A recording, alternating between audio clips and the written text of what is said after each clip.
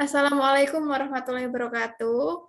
Kami mahasiswa dari Teknik Kimia Universitas Internasional Semen Indonesia dengan saya Dian Pratiwi dengan NIM 2031910019 dan partner saya.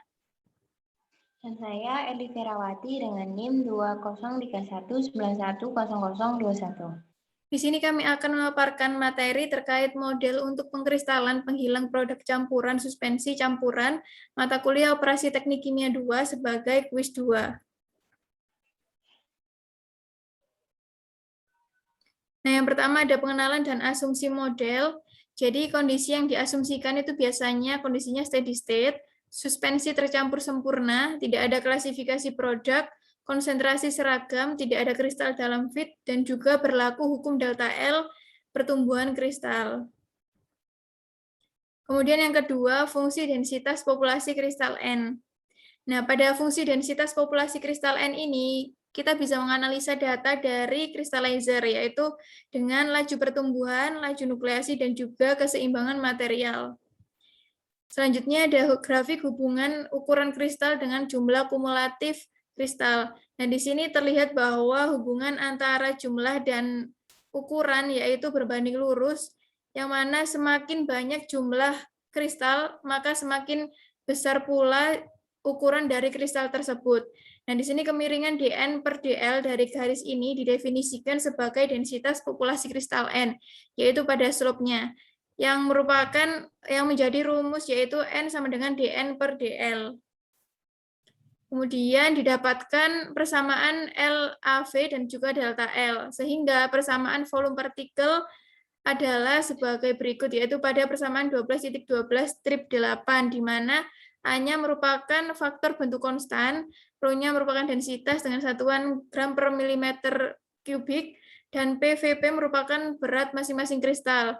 Jumlah total kristal delta N diperoleh untuk rentang ukuran delta L, sehingga persamaan 12.12 strip 7 menjadi persamaan 12.12 strip 9. Kemudian selanjutnya ada keseimbangan material populasi. Nah, kristal delta N dan delta L ditarik untuk membuat keseimbangan material populasi karena komposisi efluen pada aliran keluar QL per H sama dengan yang ada di dalam crystallizer. Maka rasio delta N kali delta L per N kali delta L atau fraksi partikel yang ditarik selama delta T adalah sama dengan rasio volume Q delta T yang ditarik sebagai total volume V dari crystallizer. Oleh karena itu menjadi persamaan 12.12 strip 10 dan selama periode waktu delta T pertumbuhan delta L suatu kristal menjadi persamaan 12.12 strip 11. Lalu selanjutnya, di mana G adalah laju pertumbuhan dalam milimeter per H, digabungkan dari equation 12.12 strip 10 dan 12.12 strip 11 didapatkan persamaan pada 12.12 strip 12. Lalu membiarkan delta L menjadi 0 dan delta N menjadi 0 dan kemudian mengintegrasikannya sehingga diperoleh persamaan 12.12 strip 13 dan persamaan 12.12 strip 14, di mana N0 adalah populasi inti ketika L sama dengan 0, kemudian N merupakan populasi ketika ukurannya dalam keadaan L, kemudian V per Q adalah tau total retensi atau waktu penahanan pada H dalam crystallizer.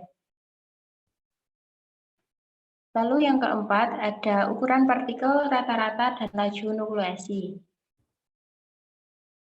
Turunan lebih lanjut dari pendekatan populasi menghasilkan persamaan untuk ukuran rata-rata LA dalam milimeter dari distribusi massa.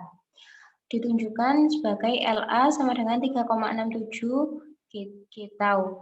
Ketika 50% dari massa produk berukuran lebih kecil atau lebih besar dari nilai LA, selain itu juga untuk ukuran partikel yang lebih dominan, maka persamaannya adalah LD sama dengan 3,00 G tau.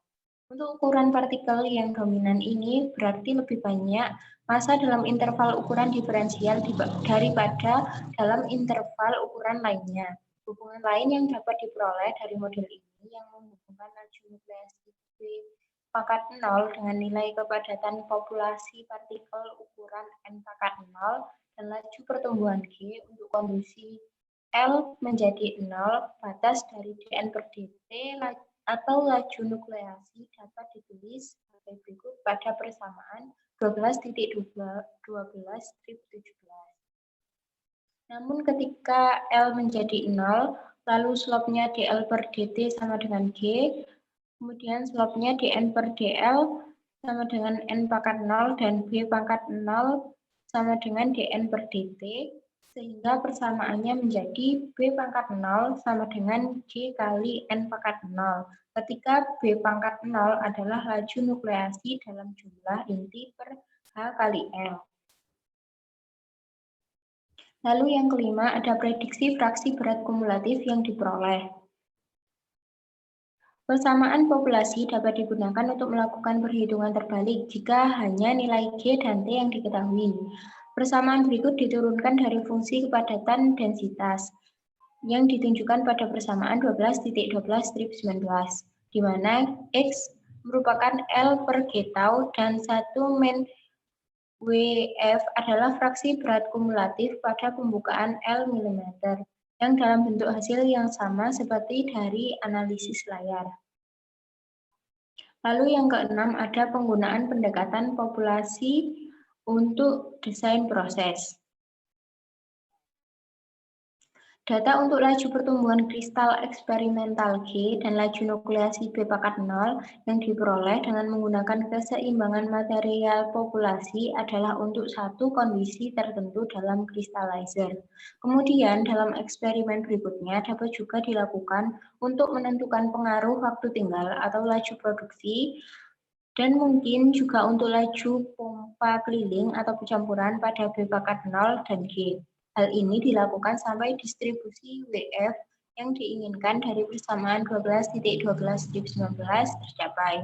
Atau dalam beberapa case lainnya, tujuannya mungkin untuk mendapatkan ukuran dominan LD yang diinginkan.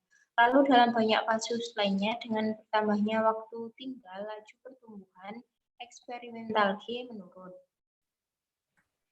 Baik, kurang lebihnya mohon maaf, terima kasih. Mungkin kalau ada yang perlu didiskusikan bisa disampaikan waktu kelas berlangsung. Sekian dari kami. Wassalamualaikum warahmatullahi wabarakatuh.